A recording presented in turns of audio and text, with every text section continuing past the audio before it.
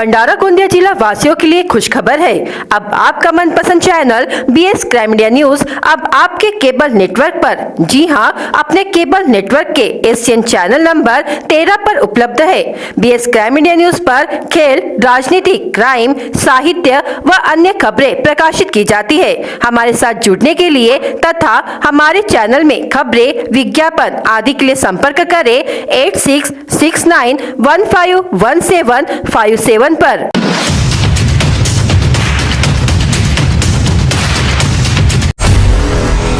स्कूली बच्चों, महिलाओं, यातायात पुलिस, नगर निगम कर्मचारियों को बड़ी मात्रा में वायु प्रदूषण और उसके दुष्प्रभावों का सामना करना पड़ता है। इसलिए केंद्र और राज्य सरकार के दिशा निर्देशों के अनुसार स्वास्थ्य विभाग ने 7 सितंबर को स्वच्छ वायु दिवस मनाने की अपील की है।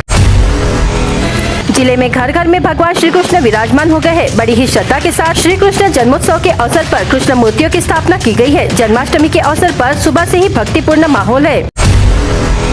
महाराष्ट्र में मराठा आरक्षण की मांग जोर पकड़ लेने से महायुति सरकार के पसीने छूट रहे हैं। इस मुद्दे को सुलझाने के लिए बुधवार को कैबिनेट मीटिंग के दौरान अधिकारियों को बाहर कर सीएम एकनाथ शिंदे व डिप्टी सीएम देवेंद्र फडणवीस ने बंद कमरे में अन्य मंत्रियों के साथ करीब 4 घंटे तक मंथन किया।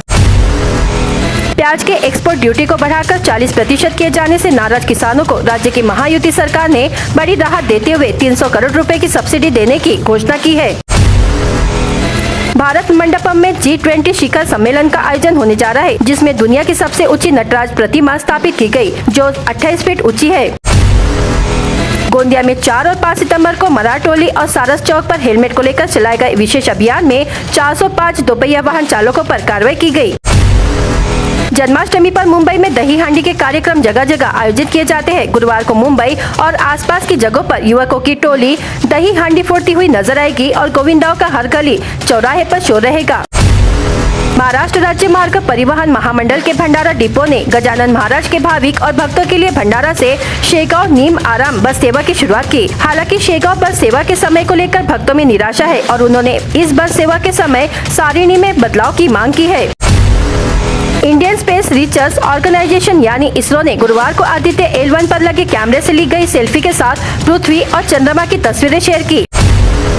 साइबर अपराधों पर लगाम लगाने के लिए महाराष्ट्र सरकार ने बड़ा राज्य में फैसला लिया है। बुधवार को हुई कैबिनेट बैठक में साइबर सुरक्षा पर 837 करोड़ रुपए परियोजना लागू करने का निर्णय लिया है।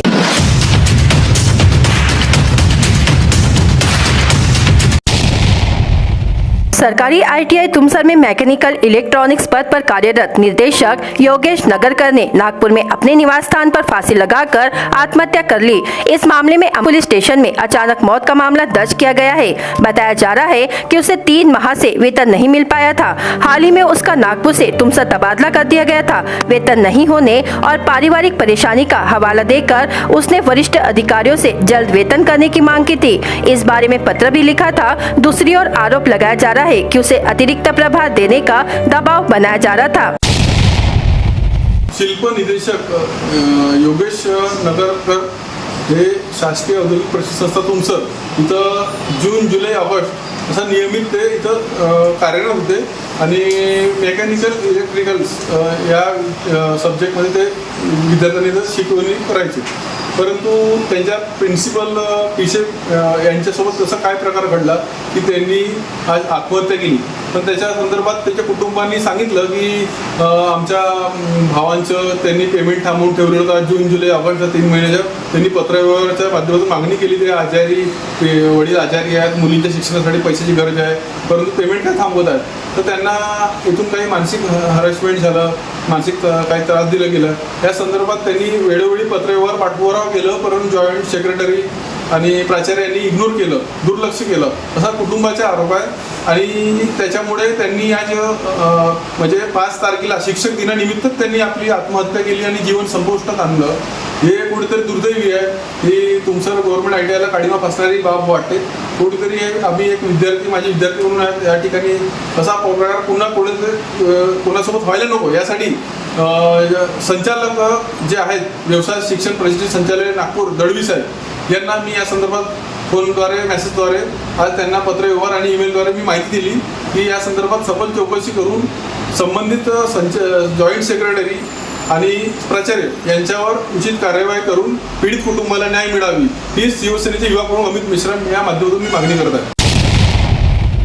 गणेश विसर्जन और ईद ए मिलाद दोनों त्योहार एक ही दिन है, इसलिए दिए गए समय में ही रैलियां निकाले, सोशल मीडिया पर आपत्तिजनक पोस्ट न डाले, अनुचित घटनाओं के लिए तुरंत 112 डायल करने का आह्वान जिला पुलिस अधीक्षक लोहित मतानी ने 6 सितंबर को पुलिस मुख्यालय सभागृह में आयोजित शांति समिति के बैठक के दौरान किया। साथ ही आने वाले गणेश उत्सव तथा ईद को ध्यान में रखते हुए आपराधिक गतिविधियों पर पुलिस की पैनी नजर रहने की बात भी कही। श्रावण महीने से त्योहार शुरू हो गए, 6 सितंबर से जन्माष्टमी, दही हांडी, पोला, गणेश उत्सव, ईद ए मिलाद लगातार है। इस बात को ध्यान में रखते हुए भंडारा उप विभाग में शांति बनी रहे, इसलिए शांतता समिति की सभा का आयोजन किया गया। सभा में प्रमुखता से जिला पुलिस अधीक्षक लोहित मतानी, अपर पुलिस अधीक्षक ईश्वर कातकड़े, उप विभागीय पुलिस अधिकारी डॉक्टर अशोक बागुल, धर्मदाय आयुक्त, एसडीएम, नगर परिषद के अधिकारी उपस्थित थे। सभा की प्रस्तावना उप विभागीय पुलिस अधिकारी डॉक्टर अशोक बागुल ने रखी, जिसमें उन्होंने गणेश विसर्जन और ईद ए मिलाद दोनों एक ही दिन आने के कारण प्रशासन से समन्वय बनाए रखने के निर्देश दिए। साथ ही गणेश विसर्जन के लिए पारंपरिक वाद्यों का प्रयोग करने के सुझाव दिए। आने वाले गणेश उत्सव को ध्यान में रखते हुए सभी विभागों की अनुमति लेने के लिए अब एक खिड़की योजना शुरू की गई है। जिले के शराब जुआ अड्डों पर कार्रवाई की जा रही है। गौवंश तस्करी से लेकर तड़ीपार अपराधियों पर भी पुलिस अपना शिकंजा कसेगी। ध्वनि प्रदूषण टाले, अनुचित घटना के लिए 112 डायल करे। आपत्तिजनक फलक तथा सोशल मीडिया पर आपत्तिजनक पोस्ट पर भी कार्रवाई की जाएगी। ऐसी जानकारी शांतता समिति की सभा के दौरान की गई। सभा में सभी एसडीएम, सभी उप विभागीय अधिकारी, जिला परिषद तथा पंचायत समिति सदस्य, पुलिस मुख्यालय तथा पुलिस थाने के अधिकारी, गणेश मंडल सदस्य, दक्षता समिति सदस्य, सामाजिक कार्यकर्ता, पत्रकार एवं अन्य नागरिक उपस्थित थे। सुरक्षा रक्षक की पिटाई कर उस पर जानलेवा हमला करने की कोशिश की गई। घटना भंडारा के बस स्थानक पर हुई। इसे लेकर सुरक्षा रक्षक लाखनी ग्राम के आदर्शवाड़ निवासी आनंदराव रामचंद्र घाटोले उम्र 48 वर्ष की शिकायत पर चोरों के खिलाफ मामला दर्ज किया गया है। 4 सितंबर को आनंदराव घाटोले बस स्थानक पर अपनी ड्यूटी पर था। इस दौरान वहां पर भंडारा के टप्पा मोहल्ला निवासी अनूप नामक युवक ने बस स्थानक पर पहुंचकर आनंद घाटोले को थप्पड़ जड़ने शुरू किए। वहां मौजूद अन्य सुरक्षा रक्षक योगेश कुकड़े के बीच बचाव किया। उस समय अनूप ने गाड़ी से हथियार लाकर आनंद घाटोले पर हमला करने की कोशिश की, पर योगेश कुकड़े ने हथियार पकड़ लिया, जिसमें योगेश कुकड़े के हाथ पर चोट लगी। इसे लेकर भंडारा पुलिस ने आनंदराव घाटोले की शिकायत पर अनूप के खिलाफ धारा 324, 504, 506 के तहत मामला दर्ज किया है। मामले की जाँच पुलिस हवालदार तुमानी कर रहे हैं। भंडारा जिले में रेती उत्खनन जोरों पर।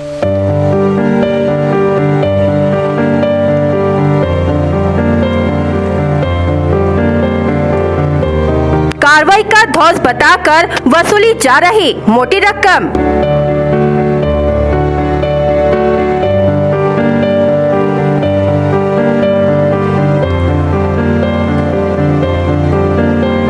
कलेक्टर की ड्रोन कार्रवाई से जिले में मची सनसनी।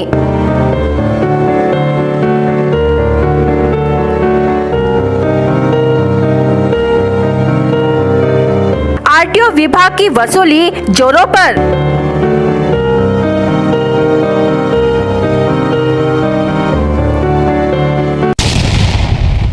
भंडारा जिले में रेती चोरी, तस्करी और उत्खनन जोरों पर चल रही है। इस पर अंकुश लगाने के लिए कलेक्टर, एसपी, महसूल विभाग और आरटीओ की संयुक्त कार्रवाई ड्रोन द्वारा अवैध रेती घाटों पर की जा रही है।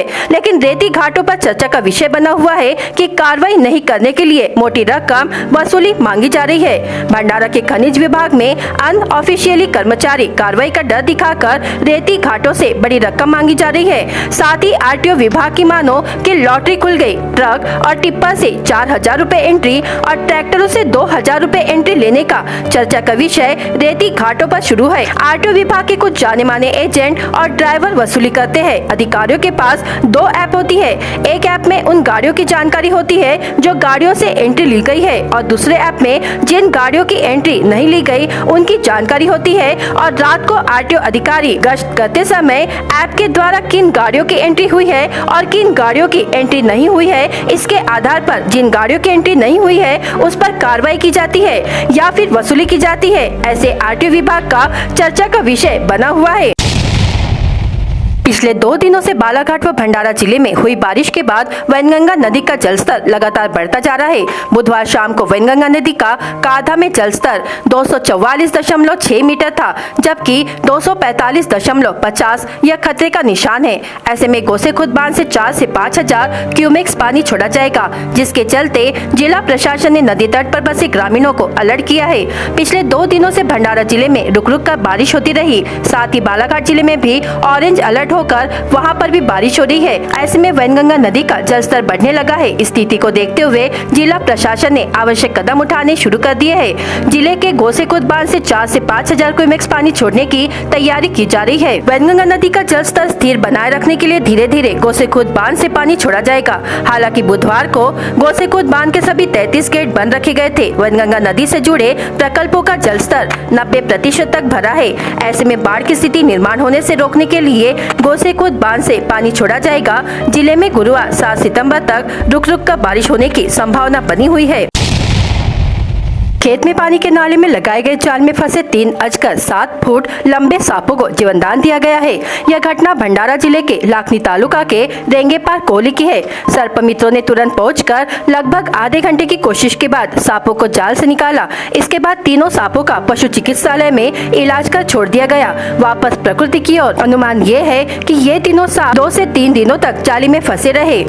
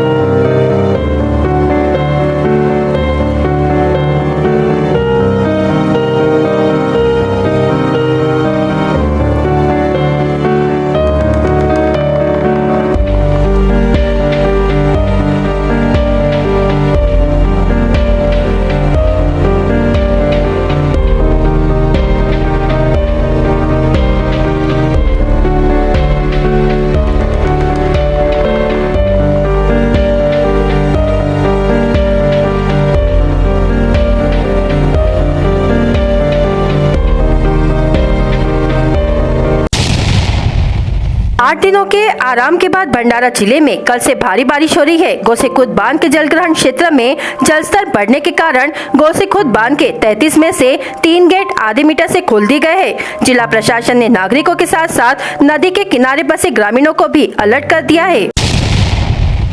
भंडारा जिले में रेती डंप का लिलाव किया गया है, जिसमें भंडारा जिले के विभिन्न घाटों पर रेती डंप कर शासकीय दामों पर बेची जाती है। लेकिन अभी रेती उत्खनन या डंपिंग नहीं की जा रही है।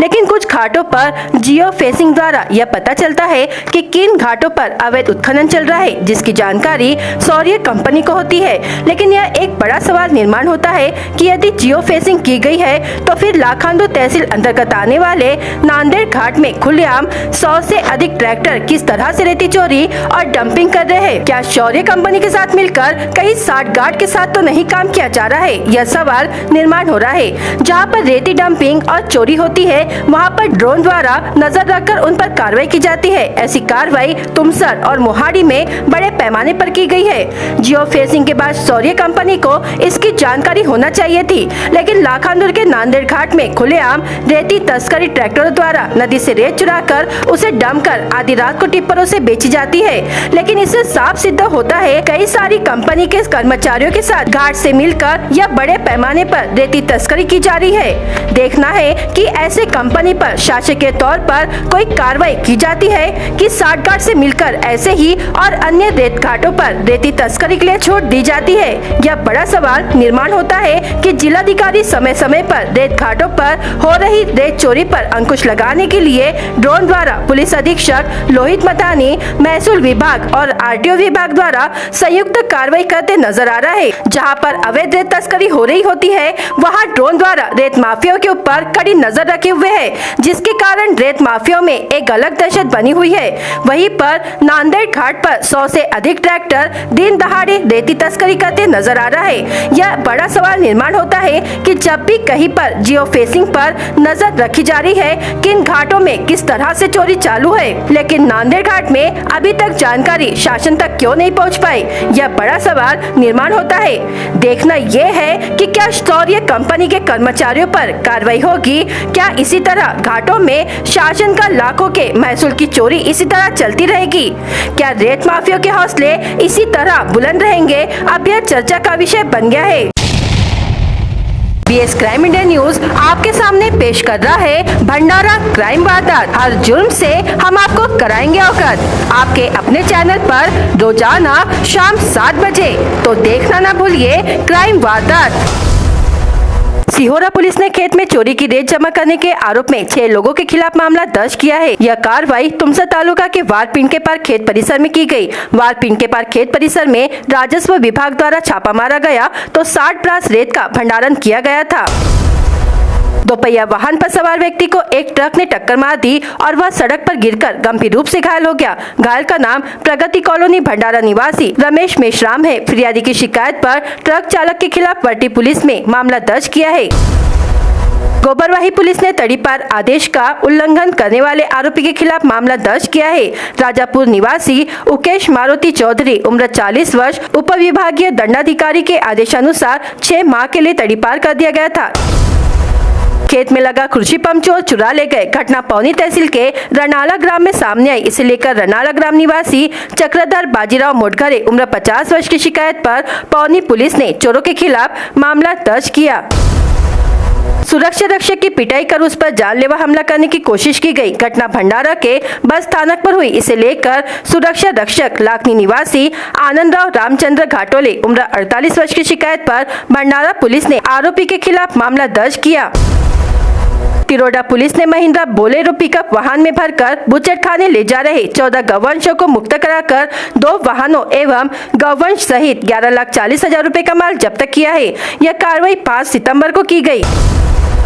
शराब पीकर एवं सड़क पर वाहन खड़ा कर यातायात बाधित करने वाले वाहन चालकों के खिलाफ पुलिस ने कार्रवाई की और 9 वाहन चालकों के खिलाफ मामला दर्ज किया है। भंडारा गोंदिया जिला वासियों के लिए खुश खबर है। अब आपका मनपसंद channel BS crime India news अब आपके केबल नेटवर्क पर, जी हां, अपने केबल नेटवर्क के एशियन चैनल नंबर 13 पर उपलब्ध है। BS क्राइम इंडिया न्यूज पर खेल, राजनीति, क्राइम, साहित्य व अन्य खबरें प्रकाशित की जाती है। हमारे साथ जुड़ने के लिए तथा हमारे चैनल में खबरें, विज्ञापन आदि के लिए संपर्क करें 8669151757 पर।